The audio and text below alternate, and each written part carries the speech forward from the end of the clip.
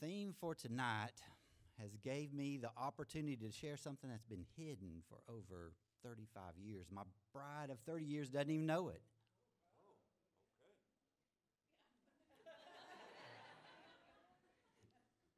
I am one half of the SpaghettiO Bandits.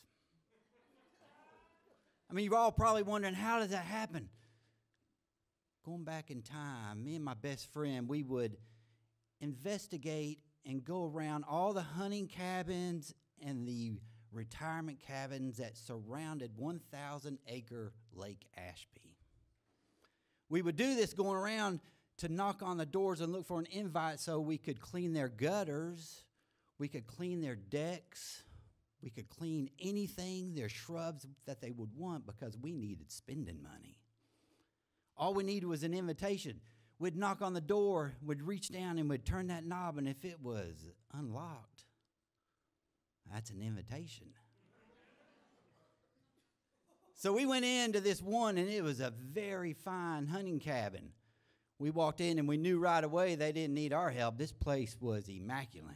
It was clean as clean could be.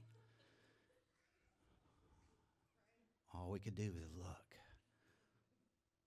2 rooms at the end. I said, well, I'll go check out those rooms. Doug, you do whatever you want to do.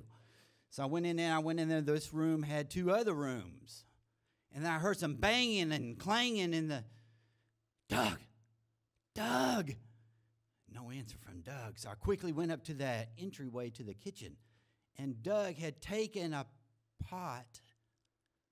He had taken a frying pan, a 2-egg frying pan, and opened up a full giant can of SpaghettiOs. And he had that poured into that frying pan where it was just on completely at the top. Not a O could stay in. Sitting there. And he looked at me and he goes, I was hungry. I said, I'll share. No. So I continued my investigation in the back, and I opened another room, and there's a bathroom in there, and I heard voices getting closer. An ATV was getting closer. Doug! No answer from Doug. So I went around the corner, and Doug meets me right at the doorway, and he goes, I think someone's here. Doug, that's why I was hollering, did you turn off the stove? He looks at me, he goes, was I supposed to? So I zoomed by him as fast as I could, and I got to the stove, and everybody can wonder now, those SpaghettiOs were everywhere.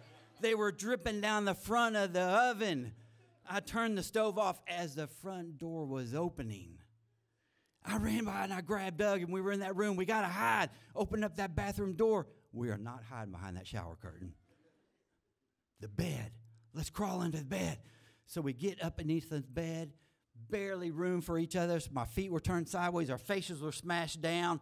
And we hear, Robert, I can't believe those kids left such a mess in here. When they get back, they got a lot to do. Doug. Steps come into the room. Steps leave the room. So we think it's okay. Then the radio gets turned on. The radio is very loud, and 2 good things about that. 1, it was not dueling banjos.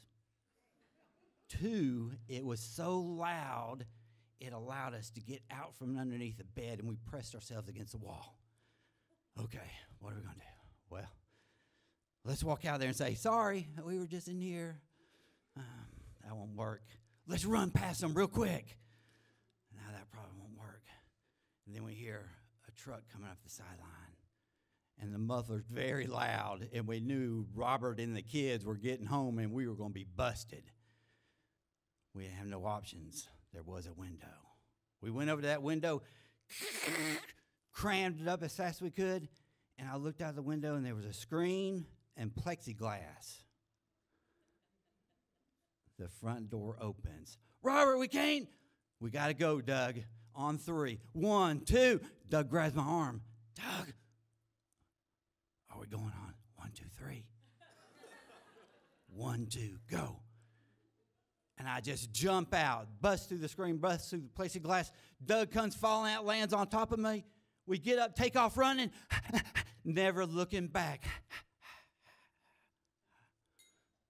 The SpaghettiO bandits. Now I wonder when those people tell this story at a moth, are they still searching for us SpaghettiO bandits? That I don't know. Thank you.